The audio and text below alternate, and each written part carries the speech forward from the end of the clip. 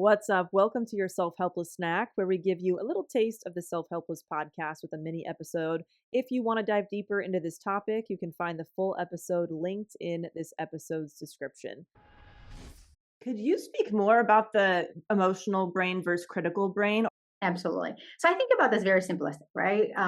The emotional brain is often what we call the amygdala, or your fight, flight, or freeze. So you're face to face with a bear, you better run, right? Otherwise, we would be having this lovely conversation. That's our emotional brain. Then the prefrontal cortex, which is the front part of your brain, your thinking brain, is the one that you organize, you plan, you think critically. And the two of them compete for energy, such that if you are fully in your emotional brain, it's really hard to focus. Why is that? Because you do not have to think to run, right? You just don't. Like if you're face to face with the bear, you better run. I mean, I don't know if you guys ever went for a jog, but you don't have to sort of think, oh, I'm going to go for a jog and this, like you don't. You go for a jog, right? So that fight, flight, or freeze comes from the emotional brain, which robs our ability to think critically. And so the idea here is if you want to have less anxiety, is to really be able to activate your thinking brain as much as you can. Research shows that it calms down your emotional brain. That's why in cognitive behavior therapy, you ask people to write their homework, is because writing, thinking brain's on, there's less of the emotional brain. And it's really important because our emotional brain responds to an email from your boss, a comment from a coworker, the same way it does to a bear, right? That physiology happens the same way. It's just that nowadays in modern life, when it happens, we try to avoid. Oh, can't do this. Too anxious. Got to do something else. And that's the opposite of what we should do. We should be activating our thinking brain and getting back online so that we can keep living a life that goes towards what we care about instead of running away from it. I'm a really big fan of asking myself deep questions like, in 5 years, is this thing going to matter? Just to kind of get myself out of like whatever weird perfectionist loop that I'm in. Is that an example of going from emotional to critical thinking brain? You're right. I think it's taking perspective, right? You're basically going away from the emotions and the running of the brain to say, wait a minute, what matters to me? What I hear in your question, the line is like, what really matters to me? I used to joke to my team is like, if I died today, hit by a bus, like I would make sure what I'm doing right now is meaningful. I want to make sure that right now this matters. And if you're doing that, you tend to be happier. Yeah. When it comes to CBT, could you give us an example of how somebody might apply that to their way of thinking? Basically, cognitive behavior therapy, or CBT, is the idea is that what you say to yourself, your thoughts affect how you feel affect what you do, and they all ping pong, right? So if I say to myself, I'm going to totally suck at this podcast, I'm going to get really anxious, and I might just not want to, join you guys. I might say, oh, my internet is out, which then would make me feel even more anxious. And then I'll be like, oh my God, really? See, imposter, you can't even show it up in a podcast. And then the brain starts to spin.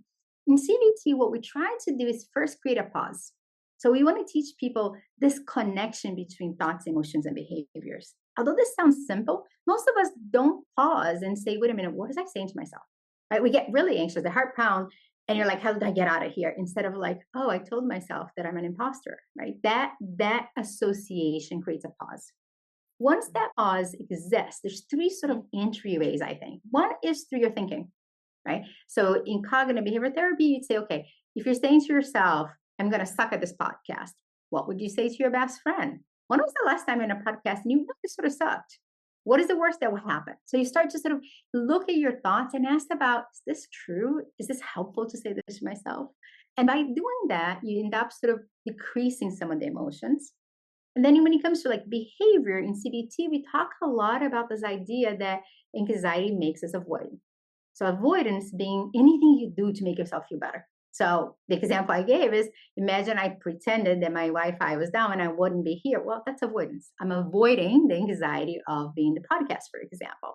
And so in CBT, we would teach somebody to approach. What is one thing you can do going towards that anxiety instead of moving away? So you wake up, you're feeling really anxious and you want to eat a cookie. Okay, can I go for a walk instead? Right? I'm going to actually feel my anxiety. I'm going to take a walk. That's what we call opposite action, going opposite to that anxiety so that you actually take control. When we think about opposite actions, like, well, how do I fight this anxiety? Well, if you're in emotion, but you can't fight it completely. So it's one little step. I'm going to imagine that you're anxious about calling a friend. I'm just going to send a text today just to say, hey, I'm thinking about you. And then Right. maybe tomorrow you make that call, right? We don't have to be black and white on those things. And then the last one is a more values based, is aligning your life, as I said before, with what matters most, your values. And in acceptance and commitment therapy, which is a type of CBT, basically there's plenty of research that when you do what matters most, you have less stress, you feel happier. And so the technicality of this is open your calendar, look at the next week, and look at how many things are there that are really meaningful to you, that you care about, right? If you care about impact in the world, what are you doing to do that? If you care about helping others, where is it there? If you care about wealth, where are you building your business? And rearranging your schedule that way allows you then to be able to feel happier. Thank you for tuning in to Self-Helpless. You can find our brand new merch, Patreon community, and other fun goodies at selfhelplesspodcast.com. We'd be thrilled if you left an Apple Podcast review, shared this episode with a friend, or post about it on Instagram and tag us at Self-Helpless Podcast so we could repost you and say hi. As an independently produced show, we sincerely appreciate your support. Thanks, everybody.